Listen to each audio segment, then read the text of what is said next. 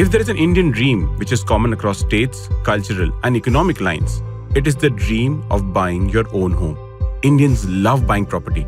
So much so that 77% of Indian household wealth is invested in real estate. However, buying and selling property can be a difficult process. If you haven't bought or sold a house, you probably don't realize how much paperwork there is to be done and how difficult it is to access reliable and complete property records. This not only impacts the ability to do transactions quickly, but also sometimes the transaction itself fails, as banks don't want to lend and buyers become jittery. Thankfully, things are changing. Today, some companies are working towards digitizing and collating property records, which benefit the entire ecosystem and prevent the next $500 million from bearing a disproportionate brunt of the problem. The next $500 million or the NHB are the core of this podcast. They represent the second big wave of internet users in India, hence the term next. We define them as the cohort of 500 million first-time internet users who have come online via mobile phones in 5 years. From a demographic standpoint, they mainly come from the bottom 60% of India's income distribution. They are owners of small businesses like beauty salons and kirana shops, and also blue-collar workers, domestic workers, security guards, etc. They are building a greater comfort with tech and represent the hustle and ambition of an aspiring India. I'm Nivedita, an ex-engineer turned comedian and writer. And I'm Utsav, also an ex-engineer, market researcher, traveler, and podcaster. And you're listening to Smartphone Nation, how the next $500 million are shaping their future online.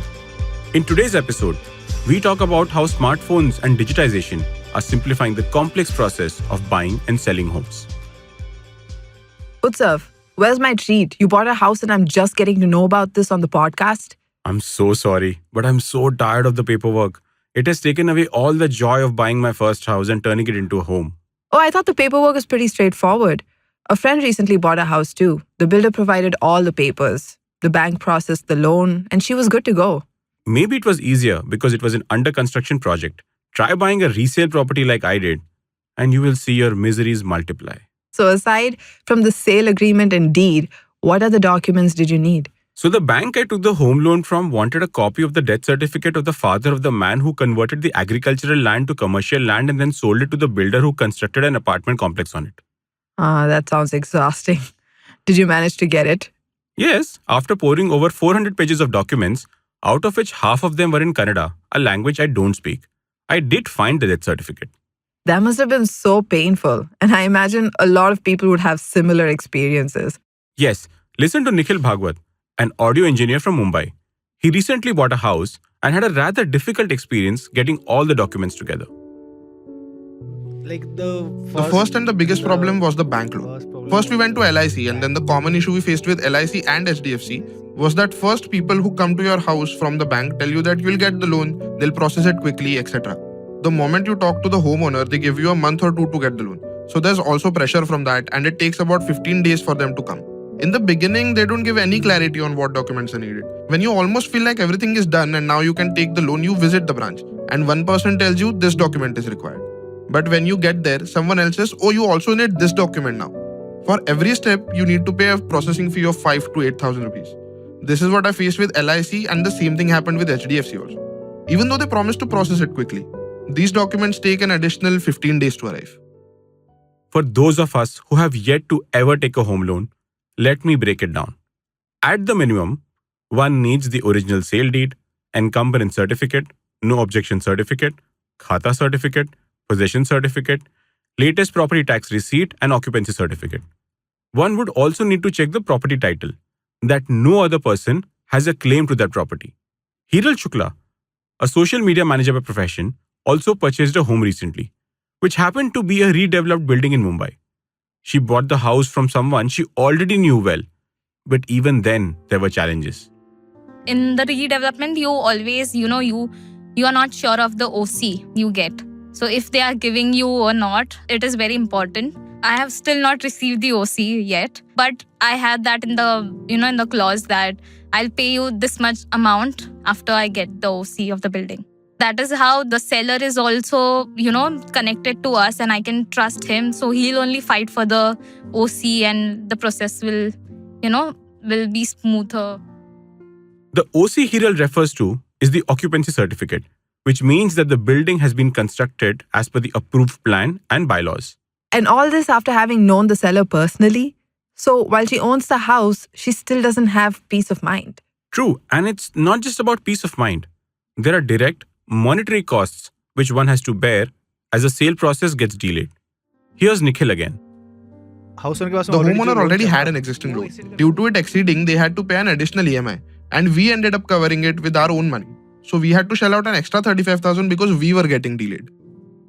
This means that Nikhil would have had to pay more EMIs if the loan had not been approved for another month. These are costs nobody sees or plans for.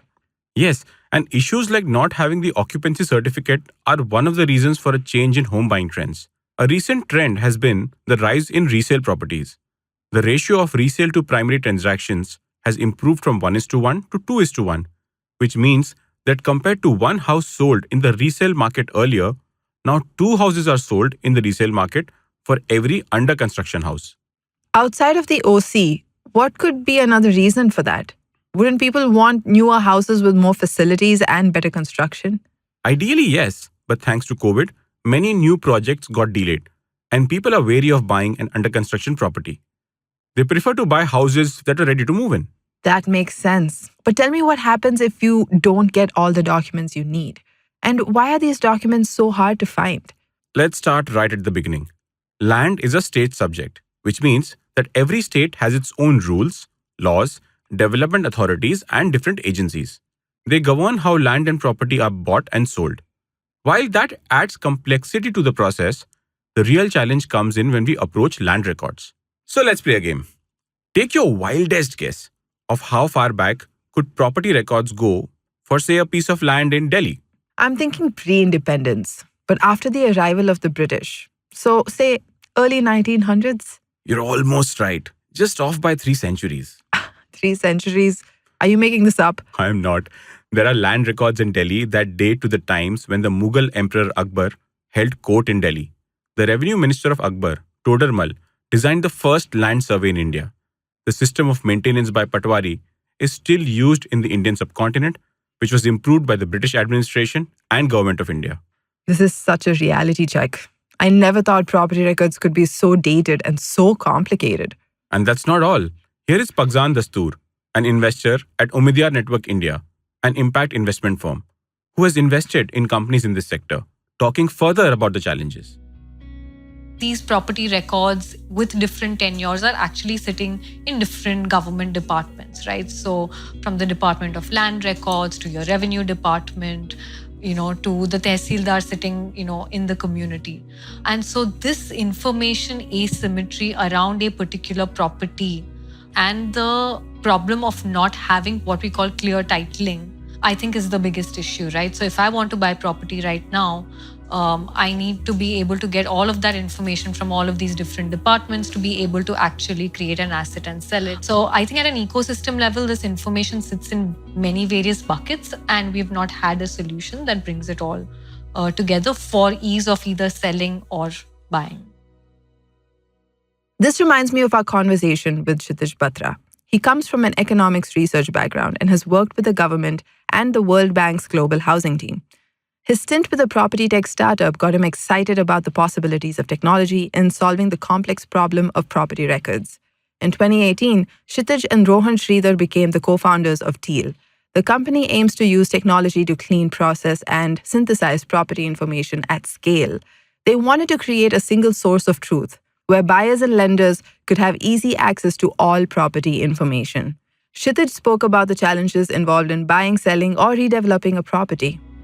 You have this issue that you have all these legacy challenges that exist. Now you have a modern state that is trying to create better records so that citizens have transparency when they need to transact on property. Lenders have transparency when they need to borrow, when they need to lend against a property. And also when you want to redevelop a property or you want to do some kind of modification to it, or you want to add, let's say, a floor, all kinds of zoning restrictions are there in our cities, right? So there's no central repository for all that information, just given how complex it is. And it's very hard for any government to do it because of these fragmented jurisdictions. That you have, a central government can't come and say to a state that I'm going to now digitize all your land records and I'm going to make it public and I'm going to link it with all these things. And by the way, even if they came and said that, the courts are still independent. So if you have a litigation on a property, they still may not be able to compel the judiciary to say, okay, now you talk to my data system or my information management system and start flagging cases on properties real time. So it's a very complex problem that we have. All this reminds me of the 2006 Bollywood film Khosla Ka Ghosla, where Anupam Kher plays a middle-class old man who invests all his life savings in buying a plot of land in Delhi, only to discover that it has been taken over by a goon, and then begins the comedic social drama of getting the land back. And in a case of life imitating fiction, in 2013, the Delhi Police Crime Branch caught a gang of cheats who duped several people by selling them plots belonging to the Delhi Development Authority by using forged documents. The officials said that the method adopted by the gang appeared to have been inspired by the film. Oh, yeah, I remember that film very well. It was the first time the horrors of buying property became real for me. And it impacts the NHB too, both in terms of time and money. We will get right to that, but right after this short break.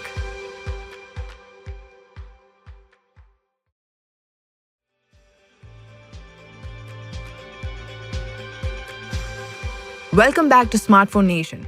Here is Kshitij talking about how the problem of property records impacts the next $500 million.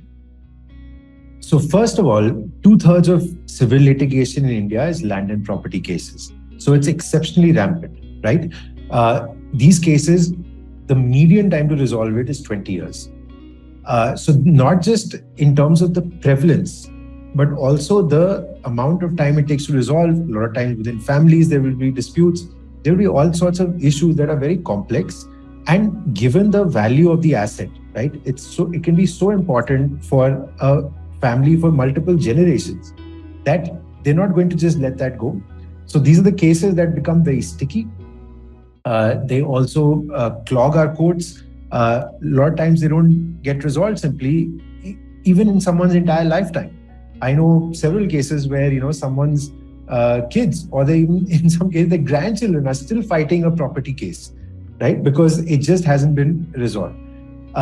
Now there is one direct cost with that essentially the individual home buyer is taking the entire risk, right? There is no title insurer. They have to then fight the case. They have to then go through the entire system, and you see a lot of those stories.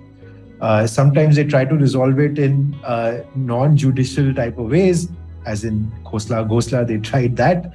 And so very often you see these types of all kinds of arrangements are there to clear up title disputes, other types of litigation on property. The second bit is that sometimes people just don't transact because they would not be confident enough that this will be a safe enough investment, right? And the median time it takes for closing transactions in India is actually between 6 to 12 months, depending on where you look at it. I can see why the NHB would be disproportionately affected, as they may not be able to afford the extra costs that come with such litigation and are often in situations where they don't have the luxury to wait before selling their property. In more modern and developed property markets like the US, the time to transact on a property is less than 30 days, meaning we have a long way to go. There is also an additional challenge for the NHB. If the property rights are not properly defined, banks will not want to lend. This pushes the NHB to look for informal sources of credit, which are much more costly and riskier. So in the long run, the NHB would end up shelling out much more money for the same property. This is the kind of problem that companies like TEAL are looking to solve. They are active in 16 states of India and have 100 million properties on their platform. Here is Kshitij talking about how it has positively impacted the NHB. For instance, we're seeing a lot of growth in terms of affordable housing finance requests in tier 3, tier 4, tier 5 types of cities, the peripheries of major metros, and those will be for sure rural areas. They're just, in some ways very far out. So for instance, we work with different affordable housing finance lenders. The other day we saw a profile of a borrower who was a security guard in Pune, was trying to buy a house in a locality, which is basically a village, more than 1 hour away from the outskirts of Pune, right? And so he worked as a security guard in a building that was in the suburbs of Pune, lived 1 hour away from there and was buying a 20 to 25 lakh, I think, priced house, and was taking a loan for that. And we processed the information for that, gave the check, and the lender then proceeded to give the loan for that property. And this is a use case we are seeing across the country, that you have essentially the need for affordable housing and you need financing for it. But it has not been the case that you are able to create anything on a single platform like that and able to see that on a single platform. But the use case is there, the need is there, and it is certainly helped by different schemes such as PMAY, right, where housing is being built in different areas, people are redeveloping their existing homes. I am so glad that this change is coming. People should not have to run from pillar to post to buy their homes, and RERA has helped in this regard. The Real Estate Regulation and Development Act 2016 seeks to protect home buyers and help boost investments in the real estate industry. I've heard of RERA during my home buying process, but I don't exactly know what it's about. It creates mechanisms that effectively regulate and address issues like project delivery delays, property pricing, quality of construction, title, and other changes efficiently and transparently. And how do citizens participate in this? Say someone buys a new house and the project is getting delayed. How can citizens use RERA? So, for example, property developers who default on the delivery date will be required to pay an interest rate of 2% over the bank lending rate to the home buyers. This is the side of a possibility of imprisonment of up to 3 years.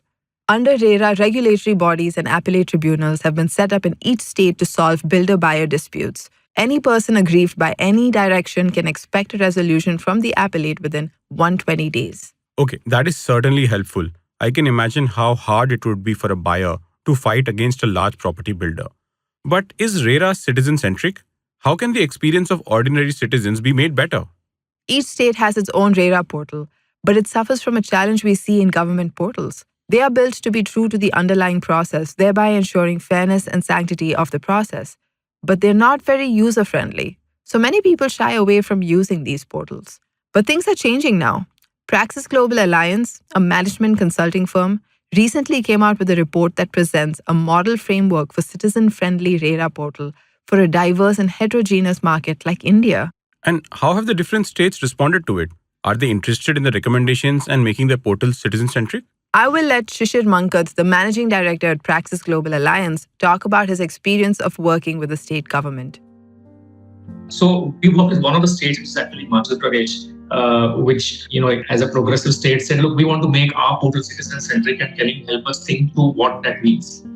We actually did a benchmarking of several states in terms of what is available today. We looked at other websites, not necessarily RERA, but other websites which allow property search, which allow citizens to interact with or customers to interact with providers, assuming that we treat the government as a provider in this case, and understand what are some of the good practices and best practices to make that journey easy. Because if the journey is easy, people will use it. Otherwise, you have facility, it's a road, but it's a bad road and no one wants to drive on that road. Right? So you have to make the road easy to drive through. So we did some very simple things. I think there's a process that the RERA framework lays down. That's registration. The short term you can take that as given. But say, look, how do we make it easy for people to interact? Something very simple as, let's look at information dissemination being one of the objectives. I'm looking to buy a property. How do I know which property are getting constructed and what's the progress of that construction? Because that gives me the comfort that the builder will eventually deliver this property. So we put all this information outside the login section. So without even creating a profile or a login, as a citizen, I can go and search in an interactive way. So we have a map of the state, and you can click on the district, and you can keep drilling down till you reach an individual property. And we present what is the inventory in that property, how many flats are there, what's the area, the builder, how's the status. I really like the idea of putting basic information outside, without the need for a login and an account. But when I think of the NHB, who are new to the digital ecosystem, it reduces friction for them. But I'm most interested in cases where issues crop up and how the resolution is simplified. I will let Shishir explain that. The other thing that example that of something that we built on the portal is grievance redressal. Now, if I want to file a complaint complaint against let's say a developer, or if I'm an aggrieved home buyer, the traditional process was I had to go hand in an application. There's a form. Now the contents of the form are prescribed by the RERA Act and the rules. But there is a way of rendering that form in a very simple way for me. Like, how can I pre-fill stuff because I already created a profile? If I enter the property, then some information about the property is not required to be submitted. So simplifying the process of interacting with the RERA board and making grievance redressal easy. If I want to know as a citizen, am I right or wrong? Then how can we make case laws available in the public domain? We create a search string. You could search for things and you can get the right case law.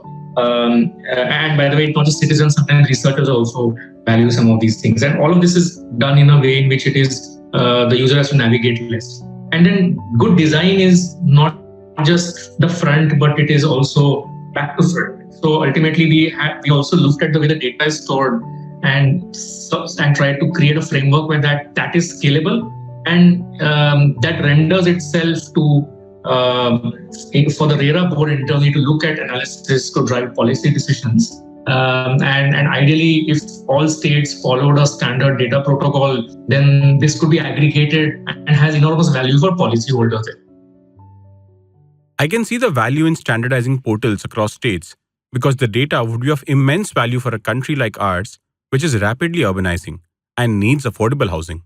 Yes, and all this positively impacts the citizen in the end. And there is a lot more that can be done.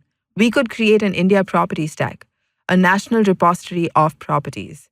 Around it, we could create multiple integrations for various players to pull that data, be it lenders, buyers, or even courts. This would fundamentally simplify and make the process transparent for everyone involved. That idea, it definitely has my vote. My home buying experience is not something I would want anyone to go through. Yes, but what we often don't think about is the transformational aspect of home buying for the next $500 million. Here is Shishir shedding light on that. So first, research has proven that property has a very high correlation to well-being because it's an asset on which you can earn or which you can monetize in different ways. And therefore, by creating transparency, if we ensure that the right people, the rightful owners of property were able to use it, I think that would be a significant source of value to the next $500 million. It would really help them uplift their standards of living, which they are entitled to because they own the property in the first place. I think just making sure the right owners can access property is perhaps transformational in their lives, and not just in their lives, but in their future generations, because this is a big positive virtuous cycle. When someone moves up from a situation of, let's say, needs not met to a reasonable, fair standard of living, this has intergenerational benefits. And I think, therefore, it's strategically quite important, even in the next $500 million context. It's this kind of an end impact which Pakzan talks about and why they are supporting Praxis Global Alliance's work. We partnered with the Himachal Pradesh RERA platform and their chairman, Dr. Baldi then, who had the vision of making this a more consumer-centric portal, right? Because if they are to use it, can we figure out what can enable us to bring them onto this portal and actually be able to leverage the benefits of it? And so that's when we brought in Praxis, who has the experience of working with governments, working on tech, and really looking at and assessing RERA portals, how they are used right now, how they can be used better, what's the journey of someone who lands on that portal, and how can we actually make that journey far more efficient, effective, and meaningful for them. And so we had this assessment, post which there were recommendations for the HP RERA portal, and then sort of a report to be able to consolidate all of these learnings for portals outside, which we have taken to other states. And those recommendations have been taken on by other state RERA portals as well. So that, I think, for us has been the main focus with Praxis and RERA, is to say, okay, fantastic milestone achieved in 2016. how do we make it more and more useful, meaningful, effective, efficient for the NHB on the ground. The transformational nature of property ownership gets a family out of a cycle of intergenerational poverty. Thanks to smartphones and digitization, not only is this revolution being enabled, it is reaching the palm of our hands. Thank you for tuning into Smartphone Nation. I'm Utsav. And I am Nivedita. This was Smartphone Nation. Tune in next week for another story on how the next 500 million are shaping their future online. If you like our show, please subscribe to the Smartphone Nation YouTube channel. Don't forget to rate and review us on Spotify, Apple Podcasts, or wherever you listen to your podcasts. Share this episode with your friends as it helps the show reach more people. You can listen and subscribe to Smartphone Nation on the IVM Podcasts app or wherever you get your podcasts. This podcast is also available in Hindi and Tamil. A special thanks to Omidyar Network India for making this season possible. To know how ONI is partnering with bold and purpose-driven entrepreneurs who are working to improve the lives of India's next 500 million, visit omidyarnetwork.in. Tell us what you think of the show. You can find our hosts on Twitter and Instagram. Utsav can be found on the Instagram ID at YWTravel42. You can reach out to Nivedita on Instagram at niv.prakasam. You can follow IVM on Twitter, Facebook, and Instagram at the ID at IVM Podcasts.